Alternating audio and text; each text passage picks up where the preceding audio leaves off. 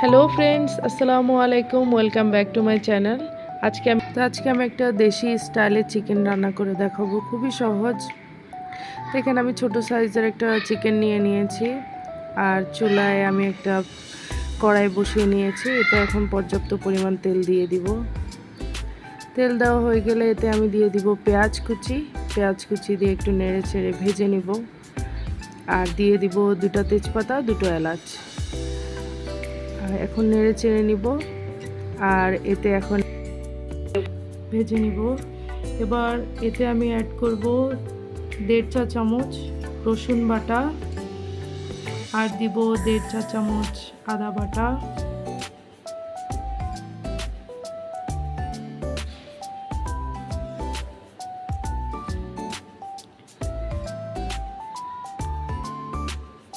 এবার পেঁয়াজের সঙ্গে মিশ্রণটাকে ভালোভাবে মিশিয়ে নেব। আর মশলাগুলো কালার আসা পর্যন্ত কতক্ষণ নেড়ে চেড়ে তেলের সঙ্গে ভেজে নেব। এবার এতে আমি অ্যাড করব 1.5 চা চামচ হলুদের গুঁড়ো,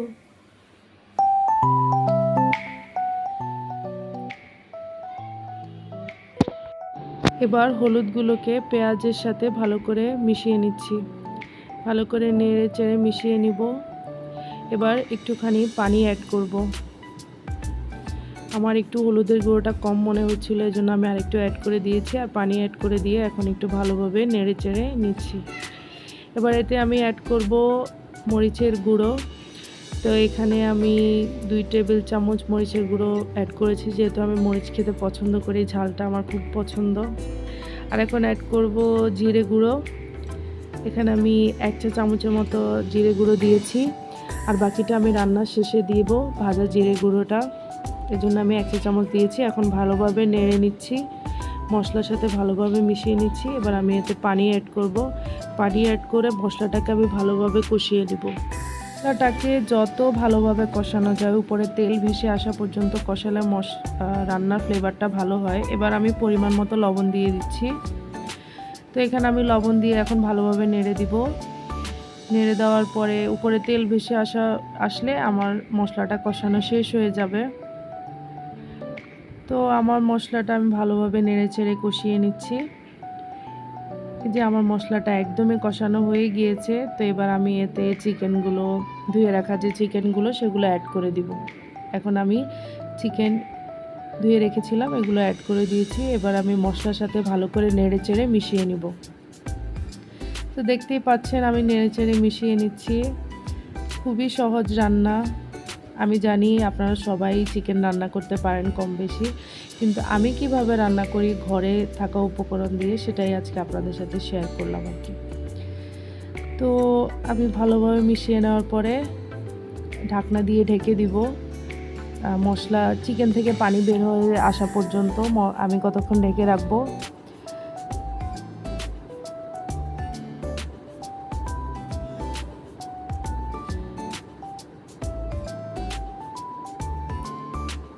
তো আমি 5 মিনিট ঢাকনা দিয়ে ঢেকে রেখেছিলাম। ঢাকনাটা সরিয়ে এখন আমি আবার নেড়ে দিলাম।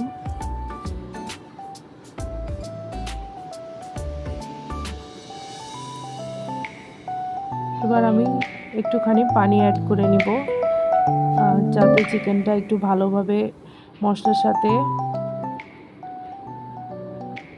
মোটামুটি রান্না হয়। তো আমি ভালোভাবে কষিয়ে নিচ্ছি।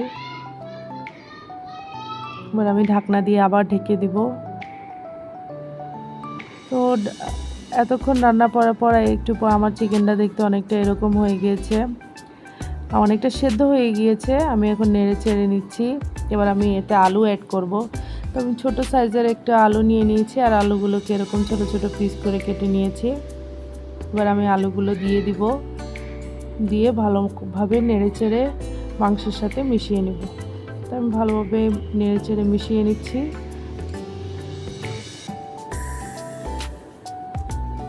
মেশানো হয়ে গেলে আমি এতে ঢাকনা দিয়ে দিব।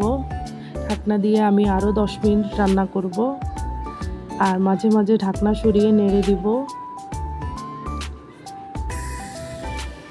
এখন ঢাকনা সরিয়ে আমি আবার একটু নেড়ে দিচ্ছি। আমি কিন্তু পানি তখনই অ্যাড করেছি, আর অ্যাড করিনি। এখন আবার ঝোলের পানি দিব একটু পরে। এই যে এখন আমি ঝোলের পানি দিয়ে দিব।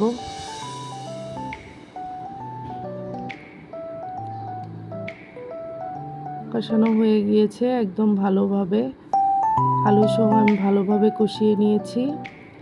এবার দিয়ে দিলাম ঝোলের পানি।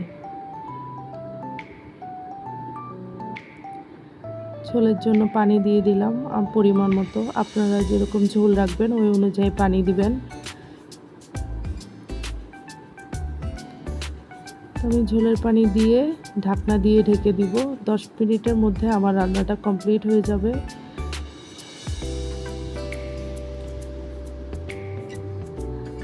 তো আমি যে পানি দিয়েছিলাম ওটাতে বলক চলে এসেছে, আমার চিকেনটা রান্না হচ্ছে। আবার আমি ঢেকে দিব। আমি দেখছিলাম যে আলুগুলো সেদ্ধ হয়েছে কিনা, ওটা চেক করছিলাম। তো আমার আলুগুলো প্রায় সেদ্ধ হয়ে গিয়েছিল। এখন শুধু পানিটা কমে গেলে আমার চিকেনটা রান্না হয়ে যাবে। আর আমি চিকেনের টমেটো খেতে খুবই পছন্দ করি, তো আমি এতে একটা টমেটো অ্যাড করব। এতে করে ফ্লেভারটা খুবই ভালো আসবে আর কালারটাও দেখতে অনেক সুন্দর আসবে। আমি একটা টমেটো অ্যাড করে দিয়েছি, এবার নেড়ে চেড়ে মিশিয়ে নিচ্ছি।